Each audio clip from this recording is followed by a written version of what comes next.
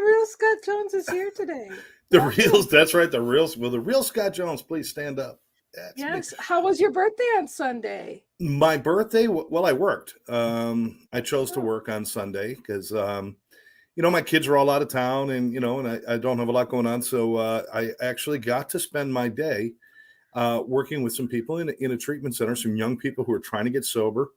And it actually turned out to be a really good thing because somebody had went into seizures and I knew what to do. And so it was good. But spending my time with people who were just getting it and just waking up and coming out of the haze. It was one of the better birthdays I've ever spent. I'm going to tell you that right now. So and there's our number one fan. Hey, Scott Ricard. He was on the show last night with me and Gary. So thanks for joining us, Scott. Awesome. So today we have some awesome guys with us today.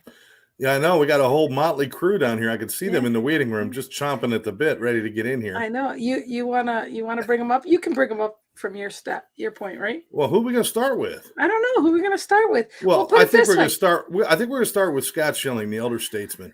Yes, there you go. Ow. No, I don't mean that in a bad way. I meant that in a good way. That sucks. No. Elder statesman has nothing to do with age. It's got to do with years and mileage, my friend. And you've got the years and the mileage, don't you? Good coverage. Good coverage. How are you today? I'm fabulous. I'll get better, though.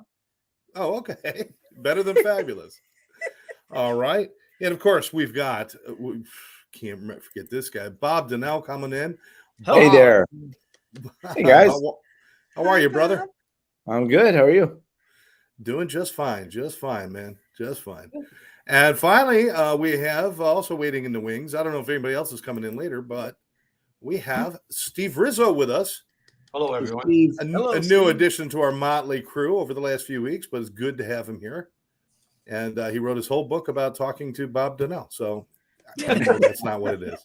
Wow, you just gave it away. What is wrong with you? I know. I'm sorry. Spoiler alert. I got Bob's book around here too. That was and I just heard the doorbell. Yeah, the doorbell just rang. Go ahead, oh no, I'll do this. That was Bob. This is our friend. Now, please don't let the New Jersey accent throw you. He's actually from Kansas. This is Barry Selby. Barry, how are you? Hey, Scott, long time no see. Listen, they've been gone forever.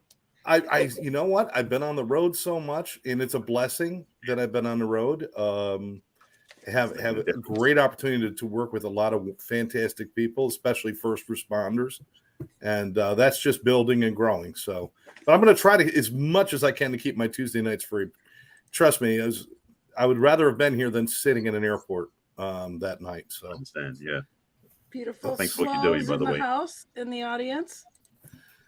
Flo. Which it's we have an overflow of guests in this show sometime, and I'm putting pressure to that man, Mr. Scott Schilling, there, because soon I can't wait to do a lot more with our show. That's all I'm going to say. It's pressure on that man right there. Yeah, thanks. Appreciate that. Well, how many people are going to have on here? Well, we could take 9 right now. Yeah, no, but I'm saying in the future we'll be able to have actually, if people want to come in, and Scott, please correct me if I'm wrong, Mr. Schilling, but we'll be able to actually have our audience come and ask questions and be in our audience and not just in Messenger. Yep. Oh, there's all sorts of different things that we're going to talk about. Yeah, and then it'll like in the future, Lynn. Yeah, PDFs and stuff. Yeah, it's okay. I'll stop. In the future, stop. But geez, you're giving away the. That's why I'm rambling, because we got to find some balance. Yeah, but guys. You know what? Even the Brady's figured out 9 was enough. That's why they got rid of the freaking dog. Oh, damn, that hurts. Oh my goodness. So I'm gonna put Bob here as a center square. So there we go. Trying to get moved around. Yeah, we are gonna go moving around here. So anyhow, Scott, you brought this topic up, and what you want to start the topic? Well, yeah, I brought the topic up, finding balance, because we spend a lot of time talking about different areas of life and self-improvement, and you guys work in areas of business and relationships, and going to the next level, which is just like that's kind of like that comes across my mind so often. Just that phrase about moving to the next level, Bob. I appreciate it. I'm using it in my everyday business now. It's like, this is a pain in the ass, but it's the next level. So this is a good thing. So I just got to buy your damn book and read it. Has the movie come out yet? No, the 7-part video series has. Oh, okay. All right. I'm waiting for the movie. You get Michael Caine to play it. He'll play anything. There you go. But Cockney Bob. There goes that accent. I have this thing. It's that we're always talking about this stuff, but it seems fragmented. And finding balance, I find myself, or I used to spend a lot of time walking around trying to say, I was thinking of balance as time instead of balance as inner balance. And there's times when I'm going to spend more time at work, but that doesn't mean I'm out of balance. It's about the balance inside where my intentions lie with everything that I do and what I'm applying the things I'm doing towards. There are times when I don't spend as much time with my family as I would like to, but it doesn't necessarily mean that's out of balance because the things I do allow that time to happen. So I'd really like to talk about not so much that balance that most people think of 6 hours here means 6 hours there, or this effort means that effort, but more the inner balance of we're at peace and knowing that we're doing the right things at the right times. Does that make sense, guys? Absolutely. Yep. And I don't think we talk enough about that, is finding that inner balance. Because listen, my balance is different than somebody else's balance. I could work 6 or 7 days a week sometimes, and I'm in perfect balance because what I'm doing lends itself to so many other areas of my life. So I don't know. I guess maybe your thoughts, people, Lynn, Scott, Steve, Bob, Barry, and whoever else is going to be jumping in. Where did you find that inner balance for yourselves? Because obviously to have made it this far and to do the things you all do and write the books and do all of that, you had to have found it somewhere. And at what point did that become less about physical, more about your emotional state and your motivations? That's where my question lies. Hopefully that makes sense. Makes great sense. I want to add to that to say, thing is this is where you have to take that time with yourself, by yourself, have those hard conversations of what do you want? What makes you happy? What makes you tick? What's your purpose? That's where all these questions, they're facing you all the time. You're not going to be happy until you have these inner dialogues in order to know where you want to be and what, and experimenting in life, you realize you're being pulled here, there, everywhere. And, you're trying to make everyone happy. But if you're not making yourself happy, you're certainly going to make everyone else miserable. So I just wanted to add that to the mix. So whoever wants to go first, let me know. Jump in the pool, gentlemen. It's full of piranhas and ready for you. Scott Schilling. Well, the man without fear. Go for it. That's right. It just so happens I wrote a book. It just so happens that I wrote a book that a fair amount of the concept of the book is about about balance and actually the finding purposeful imbalance to be balanced. And what I mean by that is 7 areas of life, spiritual, physical, financial, blah, blah, blah. But what most people try to do is they try to multitask and they try to play in all areas of life at all areas of time.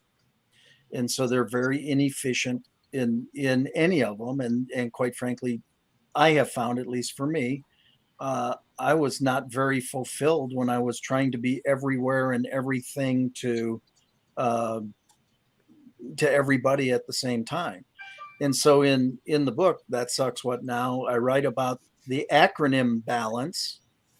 And the B is belief in higher source, align yourself professionally, live a healthy lifestyle, achieve financial freedom, nurture your relationships, contribution beyond self, educate yourself consistently. It's about balance.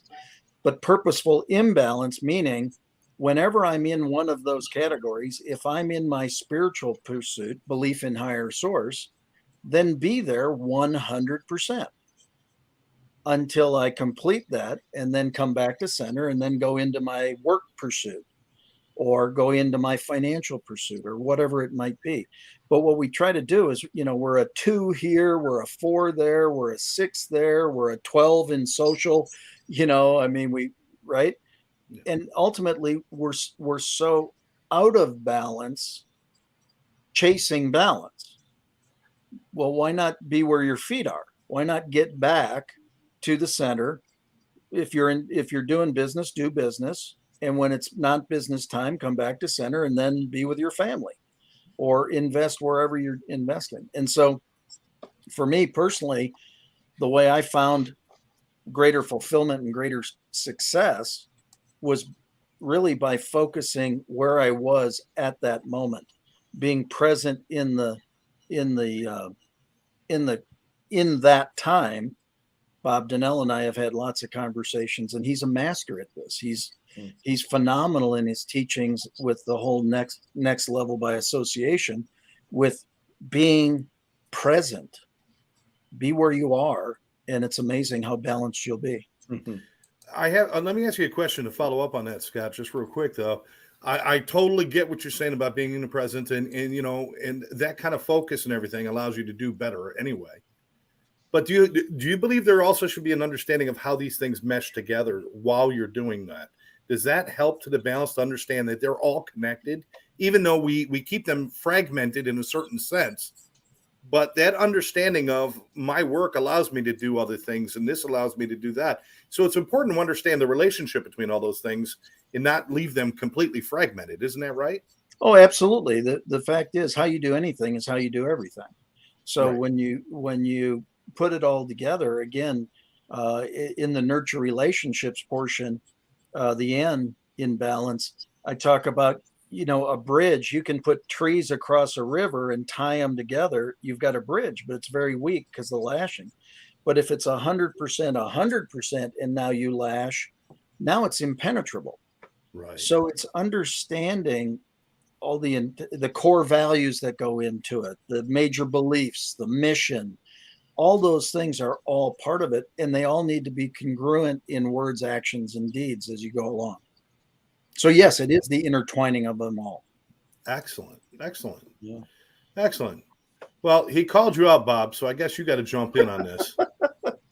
Your name comes up, it's going to happen, people. I'm not sure if he was calling me out or calling Steve's friend out. We got two Scotts, two Bobs. He's going to use God as a scapegoat now. Actually, This is my really friend Bob is everybody's friend Bob. Well, so is my Bob. My Bob Donnell is everybody's friend. He's Mr. Connector over here with Scott. He is everybody's friend. I agree, both. Scott, great points. Both Scotts, both of you made some really great points. I think the biggest concern I have with people talking about balance is the only thing that I know is truly balanced is your checkbook. Death. No, is what? It's death. Oh, the doctor comes in and your monitor is showing that your heart is beating. That's out of balance. But when the minute it shows balance, you're dead. Right. It's called flatline. Yeah.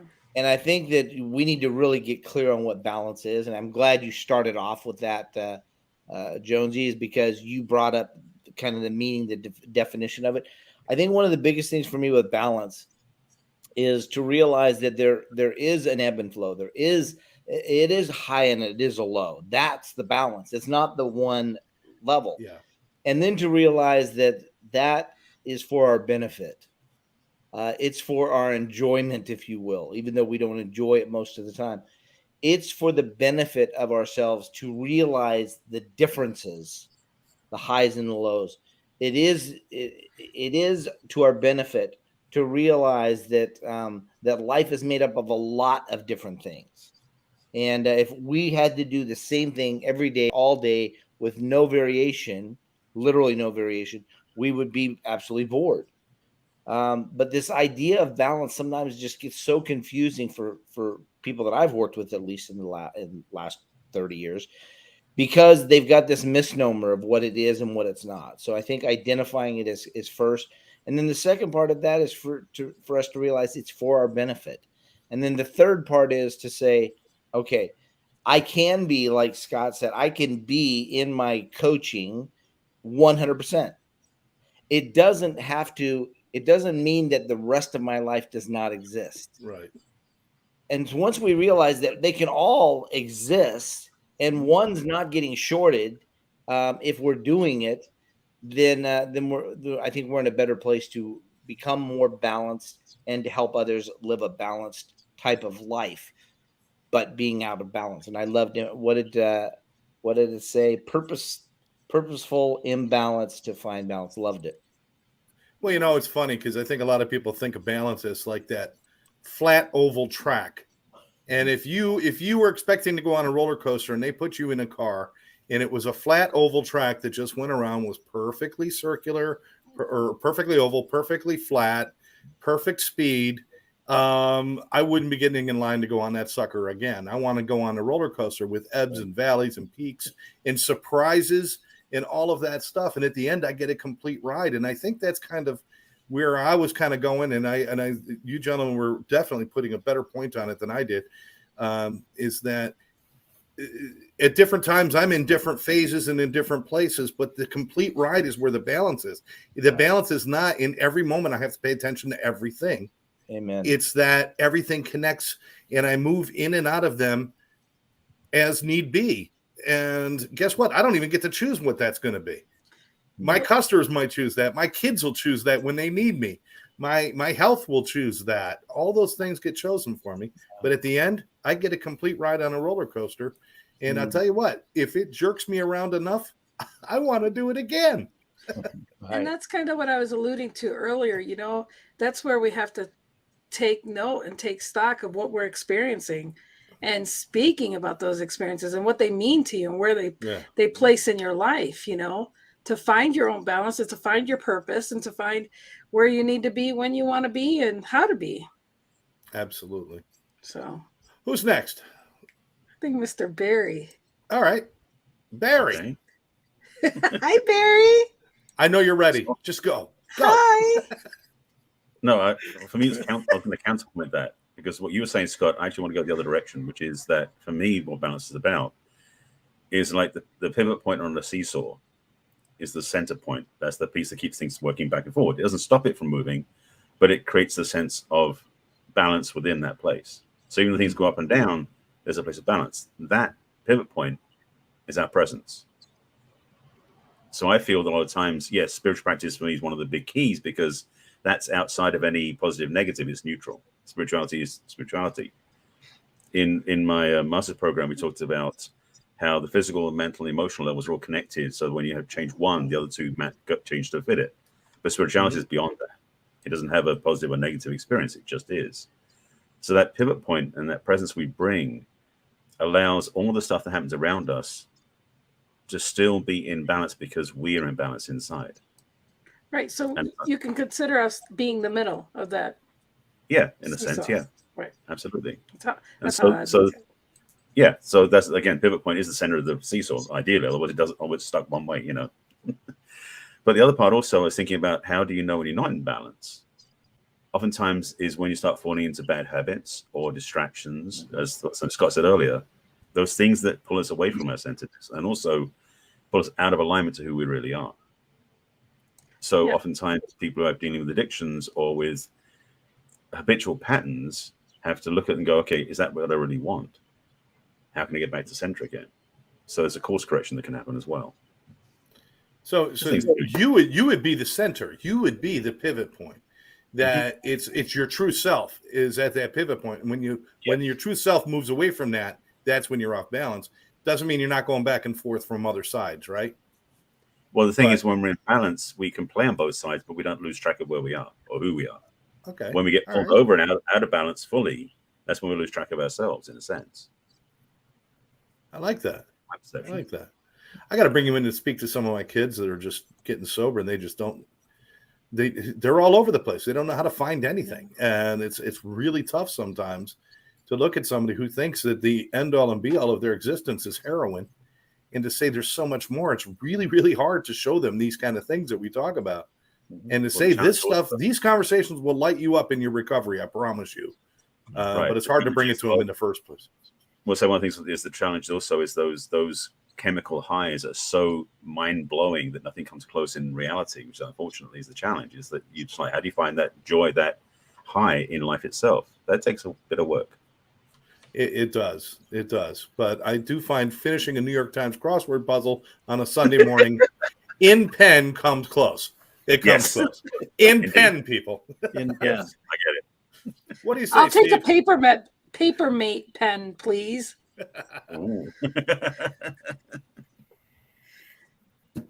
What do you say, Steve? Well, thank you for asking. I think the core of the problem to imbalance is that most of us, especially in this country, have we're so caught up in trying to make a living that we've forgotten what it's like to live. We have stifled our core values on the way to what we think is success. We are not nourishing our souls enough. Someone had asked me, what's the biggest lesson I learned in my life? And I would have to say that what you think you want in life may not necessarily be what you need in order to be happy. For the most part, what you want feeds the ego. What you need feeds your soul. And every now and then, I think we have to stop and ask ourselves, which one am I feeding now? And this imbalance I think is at the core of unhappiness because we don't know what we're doing to ourselves. And it's funny that we have this topic because I did a lot of studies for my book, Motivate This. And there's a chapter in there called Nourishing Your Soul. And finding balance, first of all, you have to be aware that something's wrong. You can't fix something unless you know something's wrong. You can't fix something unless you know something's broken. So I did some studies with some very high-end people. I'm not going to mention their names, but you would look at them as the ultimate success story. And one of the guys was voted best salesman of the year 3 years in a row.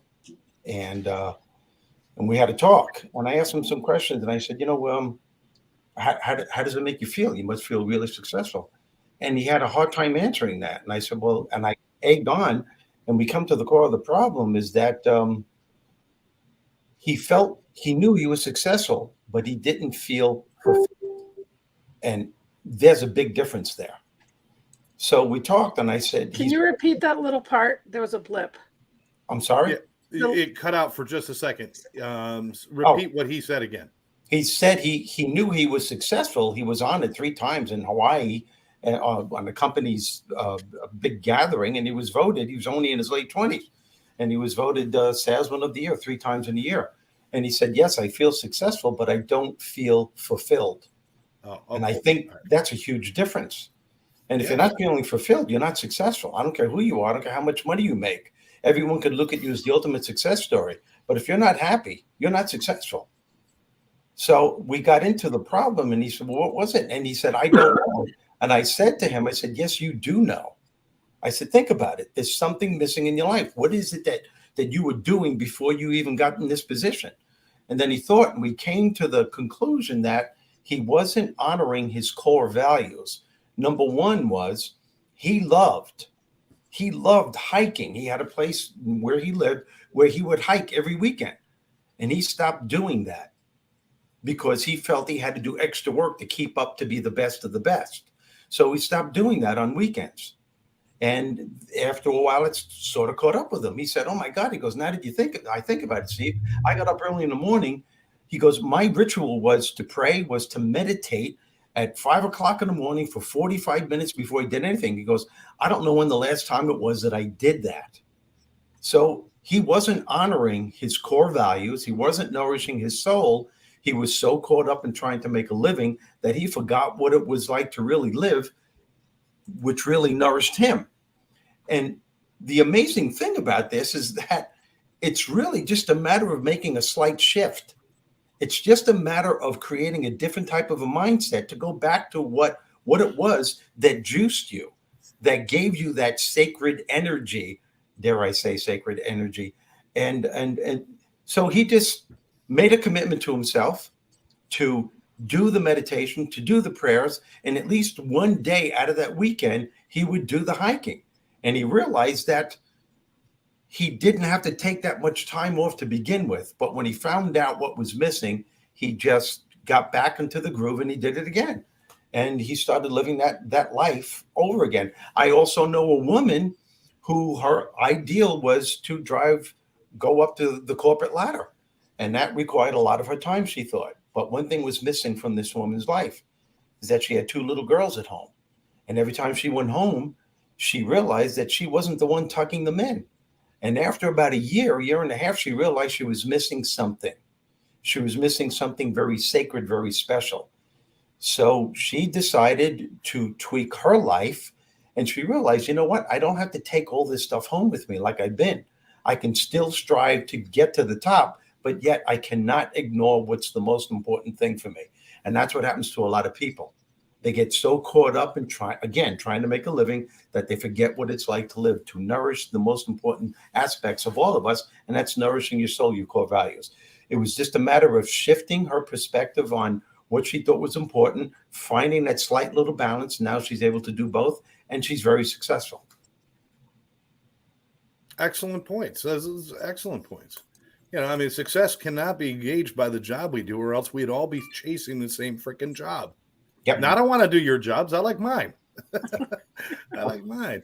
Oh, my God. Look who's joined us, Lynn. Teodora. It is the most beautiful woman in the finance world. Yes. I just felt like you guys were too balanced here. They're like, 6 people. They had to be. And Lynn was here by herself. So I was like, no, I got to help. I got to help Lynn. I got to jump and unbalance. Speaking of balance, finding balance, I just had to come and just throw a little rock in here so that it's not so comfortable. She needed to throw some imbalance at our balance. Okay, I got it. Yeah, I love that. I love that. It's not like I've never had a woman do that to me before. We should talk, Scott. That's a different show. That's a different show. That's my other show. Yeah. But Teodora, and look at Flo's even saying hello to Teodora. Hello. Okay. And we got Debbie out there too. So we've got Cynthia out there, and then I got from classmates trying to tell me I'm famous. Classmate. Oh my gosh. Classmate from where? Syracuse? Corcoran, 83. Corcoran. Hey, yeah, Corcoran, 84. All right. Yeah. Well, I'm 84 and 83. I graduated a year early, so I'm part of your class. So yeah. Nobody's part of my class. I'm classless. I have That's no another class. show. I've been told I have no class. Hey, Scott gets no respect. What can I tell you? Hey. Hey. Wait. Do that one more time. Hey, I'll tell you, I get no respect. The other day, I told my son to take out the garbage. He said, "You married her, you take her out." Whoa. That's actually, I got to give it to you. That's pretty good. That's pretty good. That is the best Don Rickles I've ever heard. All right, I'm kidding. Oh man. So funny. So Teodora, do you want to chime in on this topic? Yes, I think so many. Here are my thoughts, and if I'm wrong, I want to debate on You're this. You're not wrong. This is how we all see it, my love. This is how I see it. This is how I see it, and this is what I believe. I believe finding balance comes from within, but also so many people make the mistake to wait for somebody else to come balance them from all aspects of life. If we're talking about, again, I don't want to talk about this, but if you're talking about money, if we're talking about love, happiness, anything, especially money is what I see most. So many people come and think, oh, I'm going to get married and the finances are going to go together and then we're all good. Or, oh, I'm not happy until I'm going to find a soulmate and then I'm going to be happy. Or I'm not where I want to be until I do this work. And so it's unbalanced until it balances up here, I believe, because everything comes from there. And I recently had a huge success, humongous, something that it's so hard to believe that I made happen, but it all came in finding balance in my belief. I, for no second, did not believe that I'm going to succeed. And guess what? I did. And it comes with balance. It comes with belief. It comes with focus, commitment, and bullseye. including balance, including everything that we want to achieve. And I feel like so many people are just not where they want to be, but it's them, they need to get there. It's not, it doesn't come from outside, it doesn't come from anybody's help. They have to do it. Yeah, you are the only problem you will ever have. And Yes. somewhere within you, there is a solution waiting to be discovered. Amen. I mean, it's just like I also say to a bunch of people, I say, write your own story, write your own book. I mean, let's be honest. I don't know who feels good about paying a ghostwriter to write a book for them, but if that makes you happy to say you're an author, so be it. It's all different imbalances or balances or whatever, you know, it's what it means to you personally. It doesn't matter what it means to anybody else for you to balance, to feel good about yourself. Why do people not find balance though? Why are people unbalanced? Well, I think you said it, Teodora. You put a point on it that we all kind of missed, and you made it very clear. People look for it from the outside instead of from the inside, and they look for it especially in other people. I will have balance when I find the love of my life. I've been saying talk about the inside. I'll have balance when I find the right wife, which I'm still looking for. I'll have balance when I get the right job. When I have enough money, I'll have balance. I mean, listen, I know people that were out of balance when they were making 20 grand a year working at Walmart.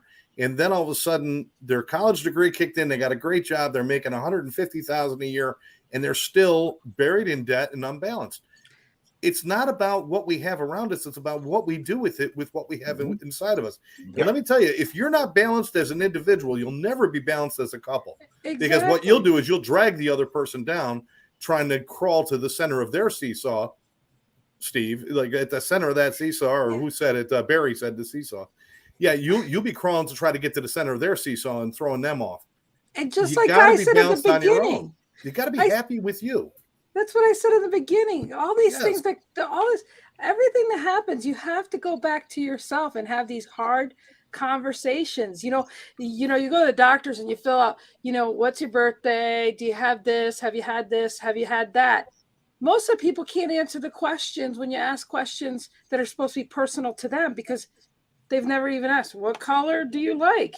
I mean, what do you like on this day? Or what are your habits? I mean, people don't analyze themselves to realize that you are the problem. You are the core. Wherever's trouble, shit, you happen to show up. I mean, like, get a clue, people. It's all about, it's an inside job. Scott, you spend a lot of time in front of people and meeting a lot of people, Bob, you as well, and I'm sure everyone else. But, how often do you run across people who have really, if you look at their lives, you'd say, wow, they've really achieved a lot, but they're still dissatisfied and not in a good headspace. I mean, how many times do you see that, Scott? Unfortunately, way too often. I mean, the people that you think have it all, you wouldn't want their worst problems. I mean, you feel they've got this iconic life or they've got this whatever, and then you go into their house and there's no furniture. I mean, it's like it's an 8,000 square foot house with no furniture. It's like, did we forget something here or what? And I'm not being judgmental or critical, but it's the fact, you sit there and it is truly that inside job. And that's where I was going with everything from being where your feet are, is just unabashedly enjoy everything that you're doing as you're doing it. I love doing these shows. This is a blast. It's number one, you get to contribute. That part's fun, but the other side, you get to learn. Yes. And what a great experience to be able to part of the interchange. And I'm honored. Lynn said, how's your surgery today? I said, not. It was supposed to happen. It got pulled down. And she said, are you okay? And I said, sure. And she said, well, would you like to be on the show? I said, I'd be honored. And that's the truth. I'm honored to be here. Not everybody has the opportunity to be here. So when you have this opportunity, you honor that opportunity and you give it everything you've got, to provide something of value for people to consider. I mean, you can just as easily tell me I'm full of crap. That's fine. But I want to put out things for you to consider that you go, maybe that was a little thought-provoking or whatever. But you can't believe how many times you're sitting backstage with somebody who you've thought for years that you wanted to grow up and be, and then you realized you are so glad you're not. Yeah, absolutely. Yeah, and you know, I got to say, to add to that, and I like the part that you said about happy and enjoying yourself. Too many of us cause imbalance in our lives is when we put our happiness on hold. Yeah. Because Again, that's what I was trying to say at the beginning. We're always saying we're waiting for something that's going to make us happy. And it's indicative to what happens with high achievers, especially, is that we're waiting for the goal to be achieved before we can be happy, not realizing that it's the journey towards the goal is where your life unfolds, where you discover who you are, where only happiness can be found. I don't have time to tell this story, but I'll tell you, I've learned life lessons from a lot of famous people. And Rodney Dangerfield, whom I knew very, very well, and maybe someday I can tell the story, he was the unhappiest person in the world because he created a mindset that signified, I will not be happy until I reach a certain status in life. Unfortunately, it took him over 40 years to get there. And he was miserable the whole way there. And even when he achieved it, he couldn't enjoy it because that mindset stayed with him. And we do this to ourselves, and we do it on an unconscious level. The time to enjoy yourself is in the now, in the moment of whatever it is you're trying to achieve. Whether you're cleaning the garage, you're walking the dogs, you're dealing with the family matters, or you're at work trying to kick it up a couple of notches. That's your time to be. It's your right to be happy, but we put it on hold. And your subconscious runs 97% of your life. And if you're saying to yourself, I won't be happy until the weekend gets here, your subconscious, which is the genie of your soul, will say to you, okay, I could wait. We'll wait for the weekend for you to be happy. Meanwhile, the whole time during the week, you're finding things that are going to make you miserable. Well, the same thing goes. Great imbalance. If you don't like taking care of the garbage, then realize I don't like taking out the garbage. So do something about it. If that doesn't balance you out or it makes no sense, like I said, we forget we have a mind that allows us to think anything we want and make the thoughts that make you happy and take it from there. We don't have to be stuck in our old patterns. We can create whatever we want. And that's when focusing on gratitude helps. Absolutely. If you keep focusing on what's working rather than fixating what isn't working, you will find more balance in your life. Get more of it. That. Well, and one of the things I mentioned before was about the meshing of things is to understand that there's times when I do things I don't want to do. And I can't spend my life doing only what I want to do because, then, I'll be sitting there watching reruns of Survivor, eating caramel corn, and just not doing very much with my life. But if I can make those connections and be aware of what I want in my life and who I am and what lights me up, then I'll realize those little parts that I don't like doing are lending itself to my happiness. There you go. In the succession of the things that I do. That's why I said, like the roller coaster ride. I know there's going to be ups and downs and everything else, but at the end of the day, I want the whole ride. I want it all. I want the thrills. I want the life. Now, Barry, it's really dangerous when people do this in relationships where they try to look for balance from other people, isn't it? That is a massive trap. That is a piece because the problem is when you externalize your happiness and put it on somebody else, they become the puppet master. I did a series with a friend of mine called Cracking the Codependency Code, and we talked about the puppet master because what happens is we think they make us happy. Yes, you may be happy when you're around them, but they don't control your happiness. But the thing is, we get caught up in the mindset, and that's like Steve was saying, about putting things in the future. We put things in other people, and then it becomes an extremely risky place to be because you're basically like putting your heart outside yourself in a way, and they get to mess with it, and you just hope they do the right thing. And if they don't, you take it personally. This is one of the epitomes of codependency. The Jeremy Guire thing. You completely. That isn't accurate, but we believe it is. And the thing is, when we learn to put, as Steve was saying, be happy for no reason. Be happy first, and then add something to your life, somebody else in your life, but they don't take it from you. I've corrected many times when I try to say, Scott, you make me happy. No, I can't say that. You know what I mean? You can't say that. You can't say anybody. No, wait. That's different. I make everybody happy. Let's just go with that. That's different. Now, we're not going to start knocking Mr. Happy Man here, okay? I love you, Scott. Yeah, you control all the happiness. Yeah, right. But I love that because, I always thought of it as you got two full cups of water that come together as a couple, and one person might pour a little bit into the other person, but they never empty each other. But when you have an empty cup and a full cup, this person wants it. Next thing you know, you got two half people, and they're both looking at each other saying, "What the hell?" Yeah. But Bob, I'm going to hit you with a hard one though, Bob.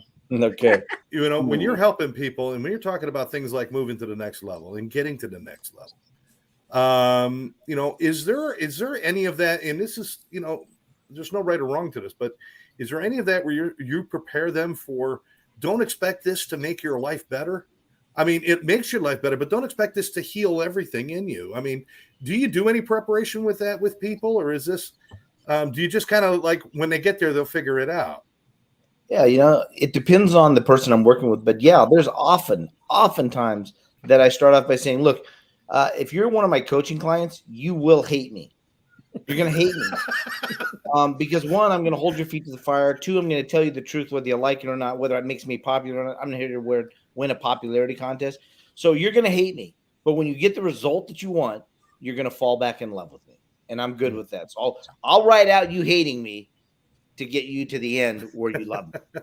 So yeah, a lot of times I'll do that, or a lot of times I'll say, do you realize that going to this event or going to this level or going to this new way of thinking and do you realize that you're going to have some friends not like you?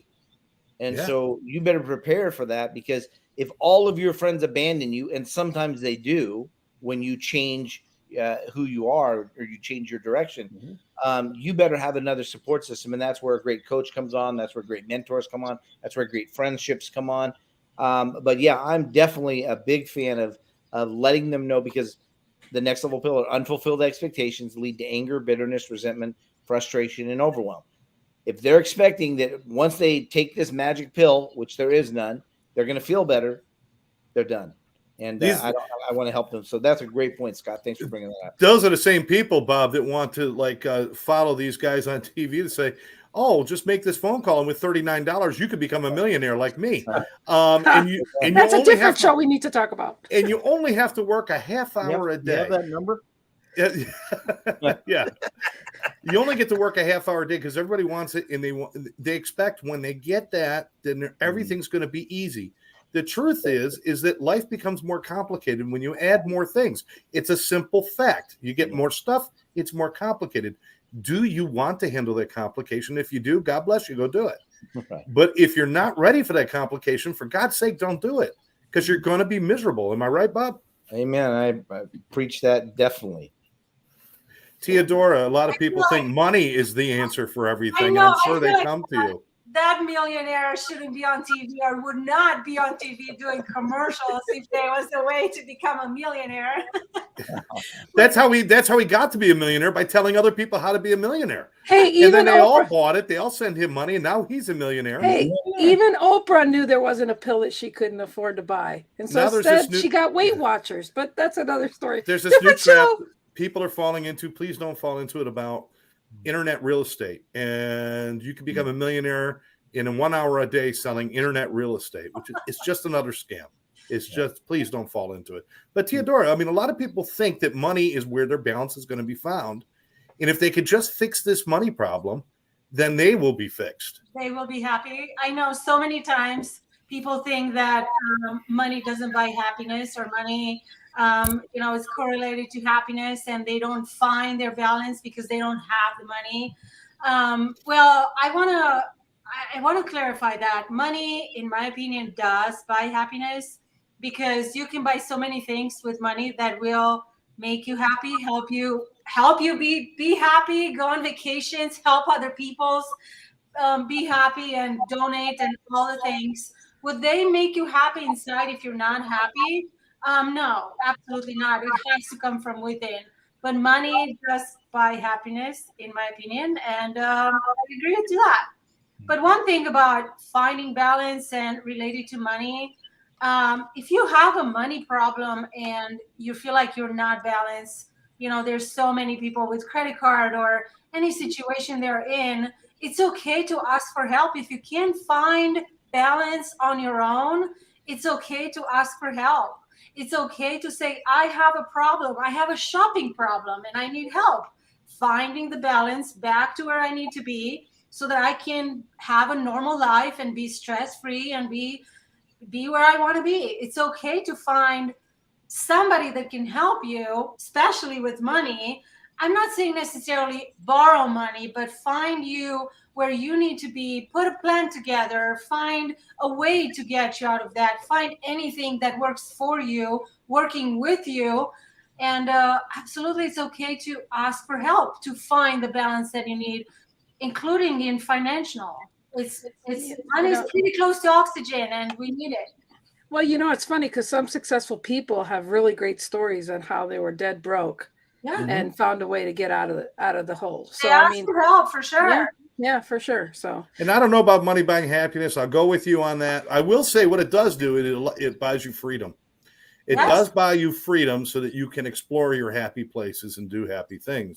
I do understand that. Yeah. But I also know that there's people with no money that somehow raise happy, healthy families that live fulfilled lives. I see more people when I'm out and working with people in the streets and doing things like that I do. I see more people with nothing helping other people than I see people with means helping other people. And it's not a judgment on anybody. It's simply a matter of you can be of service, you can be happy, you could be completely fulfilled without lint in your belly button or a dime in your pocket. You can be fulfilled.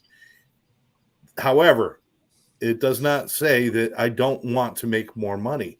I do. Of course I do. I want to be successful.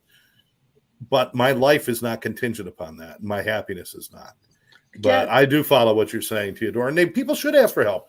For God's sake, don't wait until they're taking shit out of your house to ask for help. You want to read this, Scott, from my friend Rich? Let's see, Rich. Money helps, but it doesn't make you truly happy within yourself. True. Someone once told me that you need to be happy in your own backyard before you can be happy somewhere else. Amen. I think we could all agree on that. Yeah, we can.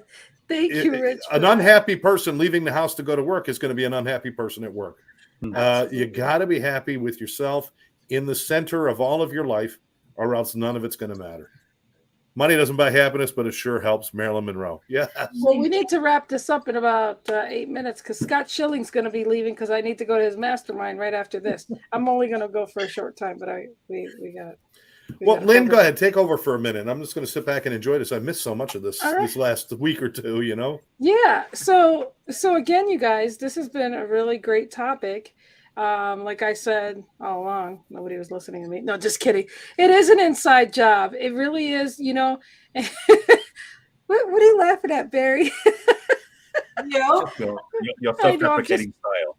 I know. I'm goofy. Anyways, no, seriously, this has been a great topic because we all have a different perspective on what finding your balance is or what balance means or what it, but again, if we just spend more time with ourselves and get to know how we are and do things that make us happy and realize that you can find your balance. A definition for Bob or I or anyone else is different from, each individual, but it comes from your core things that are important to you and things like that. So I want to give everybody a quick 30 seconds to a minute to wrap up their thoughts and whatnot. So I'm going to start with Mr. Rizzo. I say just everyone knows what it is. And a lot of people say they don't. You know what it is that makes you happy. Just go after that. And it really doesn't have anything to do with money. Some of the greatest experiences in my life is when I had to force myself to find out what would make me happy when I didn't have any money at all. And it was incredibly enlightening when I realized that it was so simple, the simple things in life that nourished me, that made me feel better. And it was that awakening that woke me up to say, okay, now it's time to make money. But it was because at one point that I was totally broke, where I found that you could be happy without it, that enlightened me to move forward and to become successful. I love that, Steve. Thank you so much. Barry? Something that Steve said earlier, he dropped the word gratitude in there, and I just forgot about it for a moment. If you find a place to be grateful, especially when you don't have the things you think you want, that's another key to happiness. Little prop. I've been keeping this gratitude jar, and I fill up every year. This is about 8 months in now. I love that. Because that's a precursor to his next book, people. Right there. That's his next book right there. I mean, something I just do because I'm not a big fan of journals. Personally, writing journals isn't my thing necessarily. But to do things with like just getting a piece of color paper and just do 3 a day, just write down 3 things a day you're grateful for and put them in a jar. You start to realize, oh my God, what's to be grateful for? You see, you can't. Too. Yeah, I love that. I mean, he forgot for a minute for his gratitude, but he wasn't BSing. He's got lots of gratitude there. I love it. But you see, next show, we're gonna dig in and read a few of them. Yeah, we'd love that. I think we should. Let's find out what's really going on in Barry's mind. But you see, isn't that fun? But just be clear about it. Gratitude. Something to write down in there is like, I went on a hike this morning, which I do every single day. But I'm grateful for that because I just got out of the house, and because yesterday I had to have I had a mishap, so I basically thought I strained a muscle, like my calf really tightened up. But today I went hiking, it loosened up again. So I'm very grateful that I can go and exercise. It's not about I've got the big car or the new house. It's anything that makes you grateful. Yes. I love that. Teodora?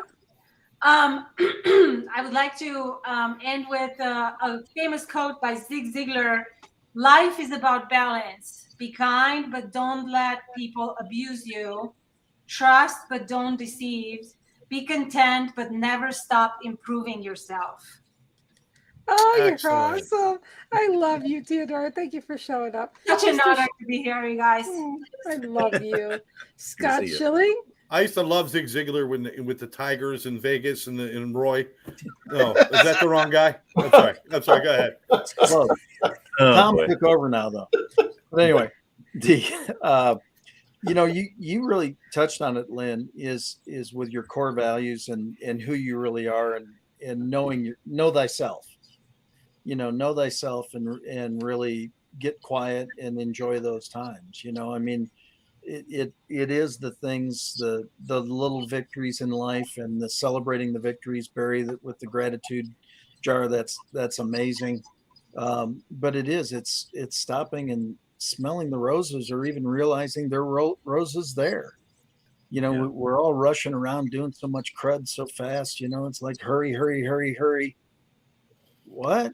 You miss so many great opportunities to just be grateful about silly stuff.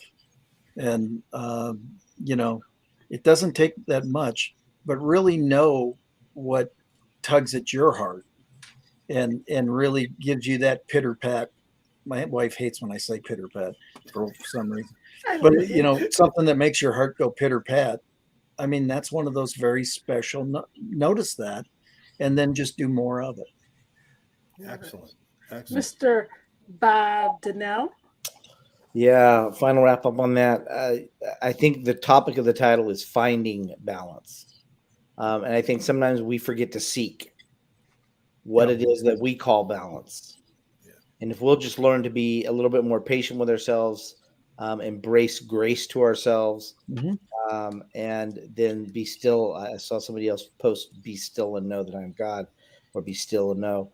I think the idea of us just being to say, do I even know what balance is? So that when I'm seeking for it and I find it, I can continue to live in that state versus continue to chase something that either A, doesn't exist, or that we've missed along the way. Love it. Excellent. Mr. Scott Jonesy. I want to thank everybody for being here tonight. Last Thursday night, I got a phone call that's a client that I've worked with for over 7 years and who has had success in their recovery, lost their battle, and left 2 kids behind after a fentanyl overdose.